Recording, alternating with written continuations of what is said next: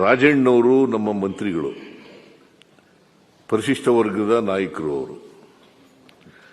ಅವರು ರೈಸ್ ಮಾಡಿದ್ದಾರೆ. ಯಾರ ಹೆಸರನ್ನು ಕೂಡ ಹೇಳಿಲ್ಲ. ಅವರು ಆ ಕಡೆಯವರು ಇರ್ಬೋದು, ಈ ಕಡೆಯವರು ಇರ್ಬೋದು, ಯಾರ ಹೆಸರನ್ನು ಹೇಳಿಲ್ಲ. ಅವರು ಹನಿ ಟ್ರ್ಯಾಪ್ ಆಗಿದೆ ಅಂತ ಹೇಳಿದ್ದಾರೆ.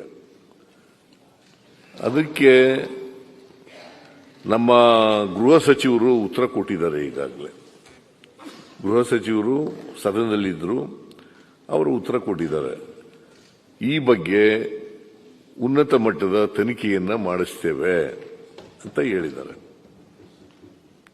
ಇದರಲ್ಲಿ ಯಾರನ್ನು ರಕ್ಷಣೆ ಮಾಡತಕ್ಕಂಥ ಪ್ರಶ್ನೆ ಆಗಲಿ ಅಥವಾ ಯಾರ್ದಾರು ಹಕ್ಕುಚ್ಯುತಿ ಮಾಡತಕ್ಕಂಥದ್ದಾಗಲಿ, ಯಾರಿಗೂ ರಕ್ಷಣೆ ಕೊಡದೇ ಇರತಕ್ಕಂಥದ್ದಾಗಲಿ, ಆ ಕಡೆ MLAಗಳಿರ್ಬೋದು, ಈ ಕಡೆ MLAಗಳಿರ್ಬೋದು, JDSನವರು ಇರ್ಬೋದು, ಇಂಡಿಪೆಂಡೆನ್ಸ್ ಇರ್ಬೋದು, ಯಾರಿಗೂ ರಕ್ಷಣೆ ಕೊಡಬೇಕಾಗಿರ್ತಕ್ಕಂಥದ್ದು ಸರ್ಕಾರದ ಜವಾಬ್ದಾರಿ. ಅಷ್ಟೇ ಅಲ್ಲ, ನಾಗರಿಕರಿಗೂ ರಕ್ಷಣೆ ಕೊಡಬೇಕು.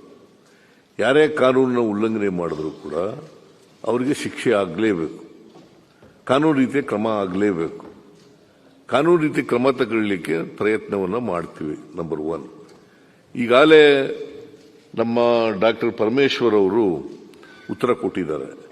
ನಾವು ಇದು ರಾಜಣ್ಣವರು ದೂರು ಕೊಡಲಿ, ನಾವು ಅದಕ್ಕೆ ಉನ್ನತ ಮಟ್ಟದ ತನಿಖೆ ಮಾಡಿಸ್ತೀವಿ, ಉನ್ನತ ಮಟ್ಟದ ತನಿಖೆ ಮಾಡಿಸ್ತೀವಿ ಅಂತ ಉತ್ತರ ಕೊಟ್ಟ ಮೇಲೆ ಮತ್ತೆ ಇದು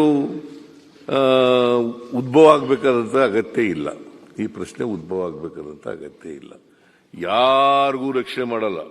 ಯಾರಾದರೂ ಇರಲಿ, ನಮ್ಮ ಪಾರ್ಟಿಯವರಾದ್ರು ಇರಲಿ, ನಿಮ್ಮ ಪಾರ್ಟಿಯವರಾದ್ರು ಇರಲಿ, ಅಥವಾ ಇನ್ಯಾವುದಾದ್ರು ಪಾರ್ಟಿಯವರಾದ್ರು ಇರಲಿ, ಯಾರೇ ಮಾಡಿದ್ರು ತಪ್ಪೆ. ಸದನದಲ್ಲಿ ಒಬ್ಬ ಸಚಿವ ಈ ತರ ಹೇಳಿದಾಗ ಸುಮ್ಮನೆ ಇರಕ್ಕಾಗೋದಿಲ್ಲ. ನಾವು 100% ತನಿಖೆ ಮಾಡಿಸ್ತೇವೆ.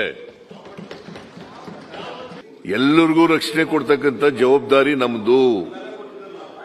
ಬಿಜೆಪಿಯವರಿರಲಿ, ಕಾಂಗ್ರೆಸ್ನವರು ಇರಲಿ, ಅಥವಾ JDSನವರು ಇರಲಿ, ಮಿನಿಸ್ಟರ್ಗಳಿರಲಿ, ಬೇರೆ ಬರೀ ಶಾಸಕ ಅಷ್ಟೇ ಆಗಿರಲಿ, ಎಲ್ರಿಗೂ ರಕ್ಷಣೆ ಕೊಡಬೇಕಾಗಿರ್ತಕ್ಕಂಥ ಜವಾಬ್ದಾರಿ ನಮ್ದು.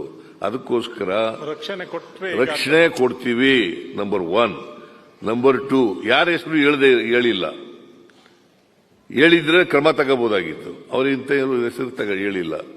ಅದರಿಂದ ಮಾನ್ಯ ಅಧ್ಯಕ್ಷರೇ, ಇದು ನಾವು ಉನ್ನತ ಮಟ್ಟದ ಸಮಿತಿ ಮಾಡ್ತೀವಿ. ನಾನು